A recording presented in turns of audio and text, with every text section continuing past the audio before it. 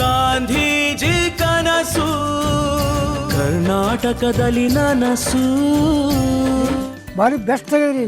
ಆನಂದ ಹೋಗ್ಲಿಕ್ಕ ಬರ್ಲಿಕ್ಕ ಬೀಗರು ಬರಲಿ ನೆಂಟರು ಬರಲಿ ಭಾರಿ ಖುಷಿಯಾಗಿ ನೋಡ್ರಿ.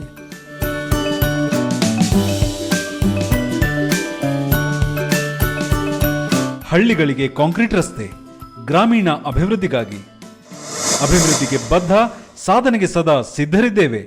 ಕರ್ನಾಟಕ ರಾಜ್ಯ ಸರ್ಕಾರ.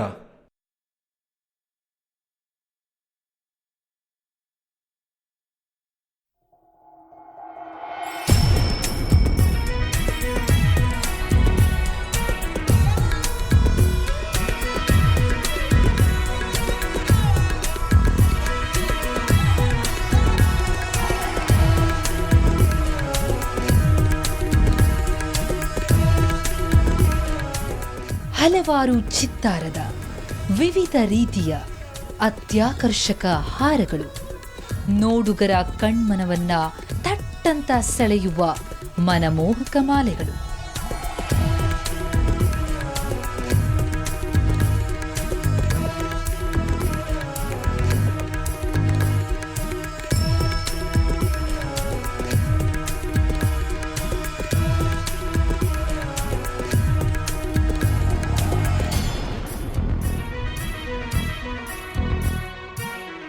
ಇಂಥ ಕಲಾತ್ಮಕ ಹಾರಗಳು ತಯಾರಾಗ್ತಿರೋದು ಗ್ರಾಮೀಣ ಪ್ರದೇಶದಲ್ಲಿ. ಇದನ್ನ ತಯಾರಿಸುತ್ತಿರೋರು ಹಳ್ಳಿಯ ಮಹಿಳೆಯರು ಅಂದ್ರೆ ಎಂಥವರಿಗೂ ಆಶ್ಚರ್ಯವಾಗುತ್ತೆ. ರಾಯಚೂರಿನ ದೇವದುರ್ಗದ ಮಹಿಳೆಯರ ವೈವಿಧ್ಯಮಯ ಕೈಚಳಕದ ಹಾರಗಳಿಂದ ದೇವದುರ್ಗ ಇಡೀ ರಾಜ್ಯದ ಗಮನ ಸೆಳೆದಿದೆ. ದೇವದುರ್ಗ ರಾಯಚೂರು ಜಿಲ್ಲೆಯ ಪ್ರಮುಖ ತಾಲೂಕು ಕೇಂದ್ರ. ನವಾಬರು ಆಳಿದ ದರ್ಬಾರನ್ನ ತನ್ನ ಒಡಲೊಳಗೆ ಇಟ್ಟುಕೊಂಡಿರುವ ದೇವದುರ್ಗ ಸಾಲು ಸಾಲು ಬೆಟ್ಟ ಗುಡ್ಡಗಳ ಭದ್ರತಾ ಕೋಟೆಯ ನಡುವೆ ಬೆಚ್ಚಗೆ ಮಲಗಿದೆ. ಇಲ್ಲಿ ಇನ್ನೊಂದು ವಿಶೇಷತೆ ಇದೆ.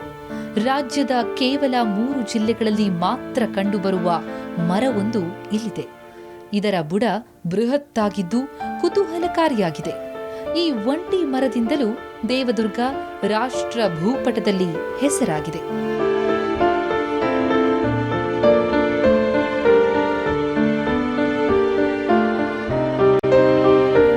ಒಂದೆರಡು ದಶಕದ ಹಿಂದೆ ದೇವದುರ್ಗ ಬರದ ಬೀಡಾಗಿತ್ತು. ಬರದ ನಡುವೆಯೇ ಕೃಷಿ ಇಲ್ಲಿನವರಿಗೆ ಜೀವನಾಶ್ರಯವಾಗಿತ್ತು. ಮಹಿಳೆಯರು ಕೂಡ ಕೃಷಿಯಲ್ಲಿ ತೊಡಗಿಸಿಕೊಂಡು ಕೂಲಿ ನಾಲಿ ಮಾಡಿ ಜೀವನ ಸಾಗಿಸ್ತಾ ಇದ್ರು.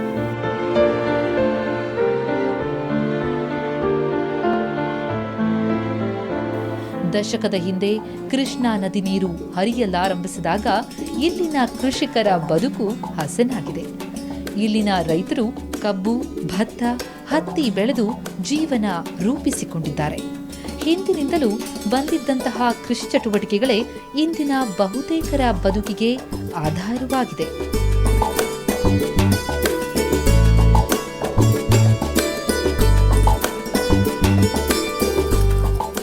ಗುಡಿ ಮತ್ತು ಗೃಹ ಕೈಗಾರಿಕೆ ದೇಶದ ಬೆನ್ನೆಲುಬು.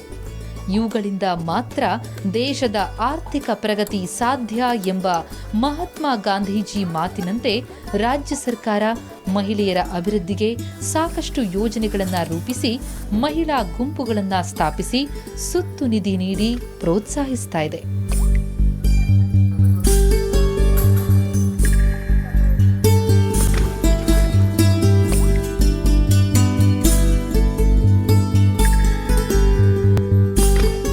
ತಾಲೂಕಿನಲ್ಲಿ ದೇವದುರ್ಗ ಮತ್ತೊಂದು ರೀತಿಯಲ್ಲಿ ಇಡೀ ರಾಜ್ಯದ ಗಮನ ಸೆಳೆದಿದೆ. ಇಲ್ಲಿನ ಮಹಿಳೆಯರಲ್ಲಿ ಹಲವರು ಇತರ ಗುಡಿ ಕೈಗಾರಿಕೆಯಲ್ಲೂ ತಮ್ಮನ್ನ ತೊಡಗಿಸಿಕೊಂಡು ರಾಜ್ಯವಷ್ಟೇ ಅಲ್ಲ ರಾಷ್ಟ್ರ ಮಟ್ಟದಲ್ಲೂ ಹೆಸರು ಮಾಡಿದ್ದಾರೆ. ದೇವದುರ್ಗ ತಾಲೂಕಿನ ವಿವಿಧೆಡೆ ಗುಡಿ ಕೈಗಾರಿಕೆಯ ವಿವಿಧ ಕಾರ್ಯ ಚಟುವಟಿಕೆಗಳಿಂದ ತಮ್ಮ ಜೀವನ ರೂಪಿಸಿಕೊಂಡಿದ್ದು ಆತ್ಮವಿಶ್ವಾಸದಿಂದ ಬೇಗುತ್ತಿದ್ದಾರೆ.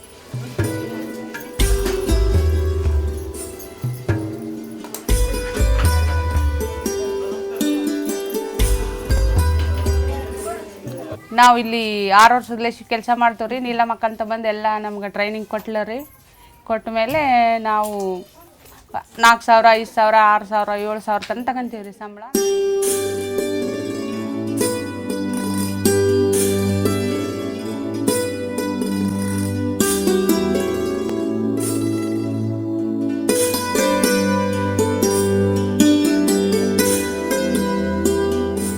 ರಾಜ್ಯ ಸರ್ಕಾರದ ರೇಷ್ಮೆ ಇಲಾಖೆ ಸಹಕಾರದಲ್ಲಿ ಸುಮಾರು 20 ವರ್ಷಗಳ ಹಿಂದೆ ಚನ್ನಪಟ್ಟಣಕ್ಕೆ ತೆರಳಿ ಗುಡಿಕೈಗಾರಿಕೆಯಲ್ಲಿ ತರಬೇತಿ ಪಡೆದುಕೊಂಡ ದೇವದುರ್ಗ ತಾಲೂಕಿನ ಜಾಲಹಳ್ಳಿಯ ಮಹಿಳೆಯರು ಶ್ರೀ ಅನ್ನಪೂರ್ಣೇಶ್ವರಿ ಸಹಕಾರ ಸಂಘವನ್ನ ಕಟ್ಟಿಕೊಂಡು ಹಾರಗಳನ್ನ ತಯಾರಿಸುವ ಕರಕುಶಲ ಚಟುವಟಿಕೆ ಆರಂಭಿಸಿದರು.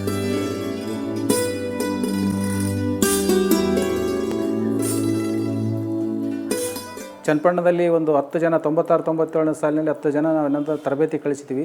ಆ ಮಹಿಳೆಯರು ಅಲ್ಲಿಂದ ರೇಷ್ಮೆ ಕರಕುಶಲ ವಸ್ತುಗಳ ಬಗ್ಗೆ ಎಲ್ಲ ಒಂದು ತರಬೇತಿ ಪಡ್ಕೊಂಡು ಬಂದು ಒಂದು ಜಾಲಹಳ್ಳಿಯಲ್ಲಿ ಒಂದು ಸ್ಟಾರ್ಟ್ ಮಾಡಿದರು. ತರಬೇತಿ ಮಾಡಿದ ಮೇಲೆ ಹಾರಗಳು ತಯಾರು ಮಾಡೋಕೆ ಅವ್ರಿಗೇನಪ್ಪ ಅಂದ್ರೆ 50% ಸಹಾಯಧನದಲ್ಲಿ ಗೂಡು ಕೊಡಿಸ್ತಾ ಇದ್ದೀವಿ. ಸುಮಾರು ಒಂದು 10-12 ವರ್ಷ ಕೆಲಸ ಮಾಡಿದರು. ಹಾರದ್ದು ರೇಷ್ಮೆ ಗೂಡಿನಿಂದಲೇ ಮಾಡ್ತಿದ್ರು. ಮತ್ತು ವಸ್ತು ಪ್ರದರ್ಶನಗಳಿಗೆ ಎಲ್ಲೇ ಇರ್ತಾವ, ನಮ್ಮ ಇಲಾಖೆ ವಸ್ತು ಪ್ರದರ್ಶನ ಆಗಿರ್ಬೋದು ಅಥವಾ ತಾಲೂಕು ಪಂಚಾಯತ್ ಜಿಲ್ಲಾ ಪಂಚಾಯತಿ ವಸ್ತು ಪ್ರದರ್ಶನಗಳನ್ನು ಅವ್ರಿಗೆ ಏನಂದ್ರೆ ಹೈದರಾಬಾದು, ಡೆಲ್ಲಿ, ಗೋವಾ, ಆಮೇಲೆ ಬೆಂಗಳೂರಲ್ಲಿ, ಬಾಗಲಕೋಟೆ ಬೇರೆ ಬೇರೆ ಕಡೆ ಎಲ್ಲ ಭಾಗವಹಿಸಿದ್ದಾರೆ. ಆಮೇಲೆ ಅವ್ರಿಗೆ ಮಾರ್ಕೆಟ್ ಹೆಂಗೆ ಮಾಡ್ಬೇಕಂತ ಗೊತ್ತಾಯಿತು. ಆಮೇಲೆ ಅವರು ಈಗ ಮಾರ್ಕೆಟ್ ಈಗ ಬೆಂಗಳೂರಿಗೆ ಹೋದಾಗೆಲ್ಲ ಏನಪ್ಪ ಅಂದ್ರೆ ಹಾರಗಳನ್ನು ಬೇರೆ ಬೇರೆ ವಿಧವಾದ ನೋಡಿಕೊಂತ ಬಂದು ಅವ್ರು ಮುಂದೆ ಬೇರೆ ಬೇರೆನೂ ಮಾಡಿ ಇವತ್ತಿಂದ ಗುಡಿ ಕೈಗಾರಿಕೆ ಏನಂದ್ರೆ ದೊಡ್ಡ ಮಟ್ಟದಲ್ಲಿ ಮಾಡ್ಯಾರ ನಮ್ಮ ದೇವದುರ್ಗದಾಗ ಅಂತ ಹೇಳಕ್ಕೆ ನಮಗೆ ಹೆಮ್ಮೆ ಅನ್ನಿಸ್ತದೆ. ಆರಂಭದಲ್ಲಿ ರಾಯಪುರ, ಚನ್ನಪಟ್ಟಣ, ಬೀದರ್ ಮತ್ತು ವಿಜಯಪುರದ ಸರ್ಕಾರಿ ರೇಷ್ಮೆ ಬಿತ್ತನೆ ಕೋಟೆಯಿಂದ ಗೂಡುಗಳನ್ನು ತಂದು ಹೂವಿನ ಹಾರಗಳನ್ನು ತಯಾರಿಸ್ತಾ ಇದ್ರು. ಹೀಗೆ ತಯಾರಾದ ಹಾರಗಳನ್ನು ವಸ್ತು ಪ್ರದರ್ಶನಗಳಿಗೆ ತೆರಳಿ ಮಾರಾಟ ಮಾಡ್ತಿದ್ರು. ಪಂಚಾಯತಿಲಿಂದ ಕರ್ಕೊಂಡೋಗಿದ್ರು. ನಾವು ಫ್ಲೈಟ್ನಾಗ ಕೂಲಿ ಕಾರ್ಮಿಕರಿಗಂತ ಕರ್ಕೊಂಡೋಗಿದ್ದೀವಿ. ಅಲ್ಲಿ ಸೋನಿಯಾ ಗಾಂಧಿ ಅವ್ರಿಗೆ ನಮ್ಗೆ ದೂರ್ಲಿಂದ ನೋಡ್ಬೇಕಂದ್ರೆ ಎಷ್ಟು ಕಷ್ಟ ಆಗ್ತದೆ. ಅವರು ಸಡನ್ಲಿ ನಮಗೆ ಬಂದು ಥ್ಯಾಂಕ್ಸ್ ಕೊಟ್ಟು, ನೀವು ಹಳ್ಳಿಲಿಂದ ಬಂದಿರೋದ, ನೀವು ಎಷ್ಟು ಚಂದ ಆರಾಮ ಮಾಡಿದ್ರಲ್ಲ, ನಮ್ಗೆ ಎಷ್ಟು ಸಂತೋಷ ಆಯ್ತು ಅಂತ ಹೇಳಿದ್ರು. ಅದು ಒಂದು ನಮಗೆ ಹೆಮ್ಮೆ ಅನಿಸ್ತದೆ. ನಾವು ಇದೆಲ್ಲ ಮಾಡೋದಿಲ್ಲ ಅಂದ್ರೆ ಡೆಲ್ಲಿಗೆ ಹೋಗ್ಲಿಕ್ಕೆ ಆಗ್ತಿದ್ದಿಲ್ಲ, ಏನೂ ಮಾಡ್ಲಿಕ್ಕೆ ಆಗ್ತಿದ್ದಿಲ್ಲ. ಆದರೆ ಇವರು ನಂಬಿಕೊಂಡಿದ್ದ ಸರ್ಕಾರಿ ಬಿತ್ತನೆ ಕೋಟೆಗಳು ಮುಚ್ಚಿದ್ರಿಂದ ಮಹಿಳೆಯರು ಧೃತಿಗೆಡಲಿಲ್ಲ. ತಮ್ಮಲ್ಲಿನ ಪ್ರತಿಭೆ ಮತ್ತು ಪಡೆದುಕೊಂಡ ತರಬೇತಿಯಿಂದ ಹೊಸ ಮಾರ್ಗ ಕಂಡುಕೊಂಡರು. ಮುತ್ತುಗಳು, ರುದ್ರಾಕ್ಷಿ, ಸ್ಫಟಿಕಮಣಿ ಮತ್ತು ಏಲಕ್ಕಿ ಬಳಸಿ ಹಾರಗಳನ್ನು ತಯಾರಿಸಲು ಶುರು ಮಾಡಿದ್ರು. ಸಬ್ಸಿಡಿ ಮೇಲೆ ಗೂಡು ಕೊಡ್ತಾ ಇದ್ರು. ಆಮೇಲೆ ಕೊಡಲೇ ಇಲ್ಲ. ನಾವು ಚನ್ನಪಟ್ಟಣತನವಾಗಿ ಹೋಗಿ ಮಾತಾಡಿ ಬಂದ್ರೂ ನಮ್ಗೆ ಗೂಡು ಸಿಗ್ತಾ ಇರಲಿಲ್ಲ. ಆದ ಕಾರಣ ನಾವು ಏಲಕ್ಕಿ, ಮುತ್ತು, ರುದ್ರಾಕ್ಷಿ ಈ ಥರ ಹಾರ ಮಾಡಬೇಕಾಯ್ತು. ಸುಮಾರು 40ಕ್ಕೂ ಹೆಚ್ಚು ಮಹಿಳೆಯರು ತಮ್ಮದೇ ಆದ ಸಂಘ ಕಟ್ಟಿಕೊಂಡು ತಾಳ್ಮೆ ಮತ್ತು ಜಾಣ್ಮೆಯಿಂದ ದುಡಿದು ತಮ್ಮ ಕಲಾ ನೈಪುಣ್ಯತೆಯನ್ನ ಇಡೀ ರಾಜ್ಯಕ್ಕೆ ಪರಿಚಯಿಸ್ತಾ ಇದ್ದಾರೆ. ರಾಜಕೀಯ ಪಕ್ಷಗಳಿಗೆ ಅಗತ್ಯವಾಗುವ ರೀತಿಯಲ್ಲಿ ದೊಡ್ಡ ಹಾರ ತಯಾರಿಸುತ್ತಾರೆ.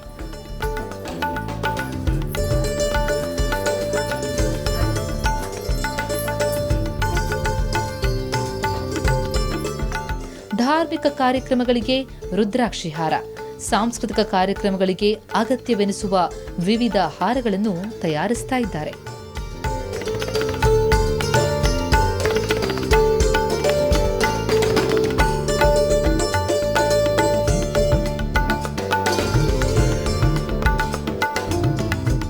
ರಥೋತ್ಸವಗಳಿಗೆ ಬೃಹತ್ ಹಾರವನ್ನ ತಯಾರಿಸಿ ಸೈ ಅನಿಸ್ಕೊಂಡಿದ್ದಾರೆ. ಇಲ್ಲಿ ತಯಾರಾಗುವ ಹಾರಗಳು ಬೆಂಗಳೂರು, ಮೈಸೂರು ಮಾರುಕಟ್ಟೆಯಲ್ಲಿ ಅತ್ಯಧಿಕ ಬೇಡಿಕೆ ಪಡೆದುಕೊಂಡಿದೆ. ಅಷ್ಟೇ ಅಲ್ಲ, ದೆಹಲಿಯನ್ನು ತಲುಪಿದೆ. ಇದು ಜಾಲಹಳ್ಳಿ ಗ್ರಾಮದ ಮಹಿಳೆಯರ ಯಶೋಗಾಥೆಯಾದರೆ ದೇವದುರ್ಗದ ಮಹಿಳೆಯರ ಯಶಸ್ಸಿನ ಹಾದಿಯ ಕಥೆಯೂ ಅಷ್ಟೇ ಕುತೂಹಲಕಾರಿಯಾಗಿದೆ. ಸ್ವಭಾವತಃ ಸಾಹಸಿ ಪ್ರವೃತ್ತಿಯ ಚೆನ್ನಮ್ಮ ಅನ್ನಪೂರ್ಣೇಶ್ವರಿ ಟ್ರೇಡರ್ಸ್ ಸಂಸ್ಥೆ ಸ್ಥಾಪಿಸಿ ದೇವದುರ್ಗದ ಸುಮಾರು 100 ಜನ ಮಹಿಳೆಯರನ್ನ ಕಟ್ಟಿಕೊಂಡು ಹಾರ ತಯಾರಿಕೆಯನ್ನ ಉದ್ಯಮೋಪಾದಿಯಲ್ಲಿ ನಿರ್ವಹಿಸ್ತಾ ಇದ್ದಾರೆ.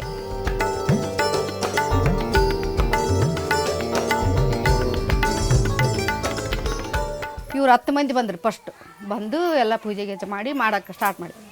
ಇವ್ರು 10 ಮಂದಿ ಇಲ್ಲಿದ್ದು ಮತ್ತೆ ಮಂದಿಗೆಲ್ಲ ಗೊತ್ತಾಗ್ಬಿಡ್ತೀರಿ, ನಾ ಮಾಡ್ತೀನಿ, ನೀವು ಮಾಡ್ತೀನಿ ಅಂತ ಬರಕತ್ತಿದ್ರು. ಎಲ್ಲ ನಮ್ಮನೆ ಹೊಸ ನಮ್ಮನೆ ಅವು ಹಾರಗಳು ಕಂಡು ಹಿಡಿದು ಅವರು ಮತ್ತೆ ಅಲ್ಲಿ ಮಾಡಿಸಿದ್ದಲ್ಲ, ಇವರು ಸ್ವಂತ ಕಂಡು ಹಿಡಿದು ಮಾಡ್ಸಕತ್ತಿದ್ರು ಭಾಳ ಚೆನ್ನಾಗಿ ಓಡಕತ್ತಿದ್ವು. ಹ್ಞೂ 100 ಜನ ಮಾಡ್ತಾರೆ. ಇಲ್ಲಿ 45 ಇಲ್ಲಿ, ಅಲ್ಲಿ ಕೇಂದ್ರದಾಗ ಒಂದು 35, ಜಾಲಳ್ಯಾಗ ಒಂದು 35-40 ಜನಕ್ಕೆ ಮಾಡ್ತಾರೆ. ಇಲ್ಲಿ ಕೂಡ ಹಲವಾರು ರೀತಿಯ ವಿವಿಧ ಅಳತೆಯ ಹಾರಗಳು ಅತ್ಯಾಕರ್ಷಕ ರೀತಿಯಲ್ಲಿ ತಯಾರಾಗ್ತಿವೆ. 10 ರೂಪಾಯಿಯಿಂದ ಹಿಡಿದು 15-20 ಸಾವಿರ ರೂಪಾಯಿ ಮೌಲ್ಯಗಳಾಗಿದ್ದು ಅತ್ಯಂತ ಬೇಡಿಕೆ ಉಳಿಸಿಕೊಂಡಿದ್ದು ವಾರ್ಷಿಕ 50 ಲಕ್ಷಕ್ಕೂ ಹೆಚ್ಚು ರೂಪಾಯಿಯಷ್ಟು ವಹಿವಾಟು ನಡೆಸ್ತಾ ಇದೆ.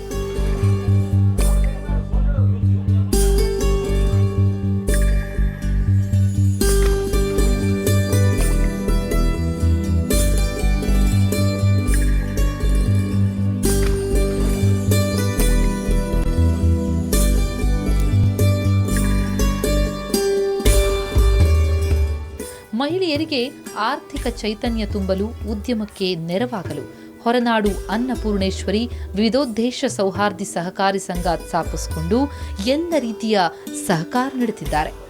80% ಮಹಿಳಾ ಸದಸ್ಯರಿಗೆ ಸಾಲ ಸೌಲಭ್ಯವನ್ನ ಸಂಘದ ಮೂಲಕವೇ ನೀಡಲಾಗ್ತಾ ಇದೆ.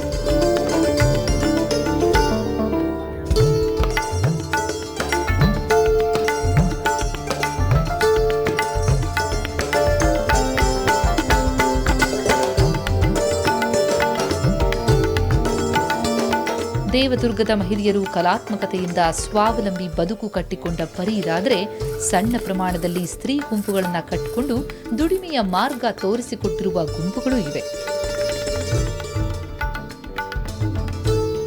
ಜಾಲಹಳ್ಳಿಯ ಶ್ರೀ ನಂದಿನಿ ಸ್ತ್ರೀ ಶಕ್ತಿ ಸ್ವಸಹಾಯ ಸಂಘದ ಮಹಿಳೆಯರು ರೊಟ್ಟಿ ಬಡಿದು ಸೀರೆಗಳನ್ನು ಮಾರಾಟ ಮಾಡಿ ಹಣ ಗಳಿಸ್ತಾ ಇದ್ದಾರೆ.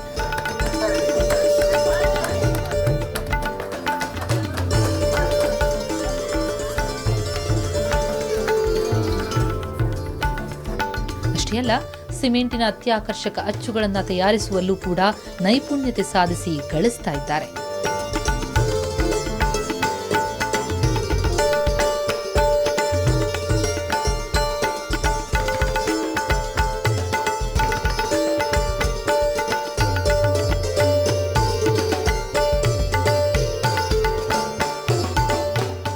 ರಾಚುಟೇಶ್ವರ ಮಹಿಳಾ ಸ್ವಸಹಾಯ ಸಂಘದ ಮಹಿಳೆಯರು ಚಕ್ಕುಲು ತಯಾರಿಸಿ ದುಡಿಮೆಯ ಮಾರ್ಗ ಕಂಡುಕೊಂಡಿದ್ದಾರೆ.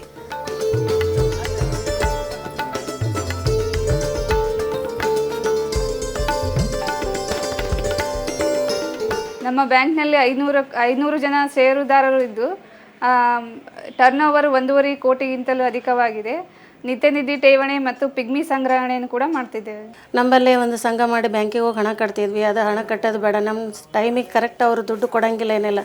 ನಮ್ಮದೇ ಒಂದು ಸೌಹಾರ್ದ ಮಾಡಮಂತಂದು ಎಲ್ಲ ಮಹಿಳೆಯರು ಸೇರಿ ದೇವದುರ್ಗದಲ್ಲಿ ಒಂದು ಸೌಹಾರ್ದ ಮಾಡಿದ್ದೀವಿ. ಪ್ರತಿ 1150 ರೂಪಾಯಿ ಸೇರಿಸಿ ಹಾಕಿ ಫಸ್ಟಿಗೆ ಸ್ಟಾರ್ಟಿಂಗ್ ಒಂದು 300 ಜನ ಹೆಣ್ಮಕ್ಳು, ಒಂದು 200 ಜನ ಗಂಡ್ಮಕ್ಳು ಸೇರಿಸಿ ಸೌಹಾರ್ದ ಅಂತ ಮಾಡಿದ್ವಿ. ಅದರಿಂದ ನಮ್ಮಲ್ಲಿ ಮಹಿಳೆಯರಿಗೆ ಸಕಾಲಕ್ಕೆ ಯಾವಾಗ ಲೋನ್ ಬೇಕಾಗ್ತದ ಅವ್ರು ಟೈಮಿಗೆ ಅವ್ರಿಗೆ ಲೋನ್ ಕೊಡ್ತೀವಿ. ಅದೇ ಲೋನ್ ಕೊಟ್ಟಿದ್ದು ವಸೂಲಿ ಮಾಡ್ಬೇಕಂದ್ರೆ ನಾವು ನಮ್ಮಲ್ಲಿ ಕೆಲಸ ಮಾಡಿರ್ತಾರಲ್ಲ ಅದೇ ದುಡ್ಡನ್ನು ನಾವು ತಿಂಗಳ ತೊಗೋತೀವಿ. ಅವ್ರ ಮನೆಗೆ ಹೋಗಿ ಕೇಳಂತೇನೇ ಇಲ್ಲ, ನಮ್ಮಲ್ಲೇ ಸಾಲ ಕೊಡ್ತೀವಿ, ನಮ್ಮಲ್ಲೇ ಸಾಲ ತೊಗೊಂಡ್ಬಿಡ್ತೀವಿ ನಾವು.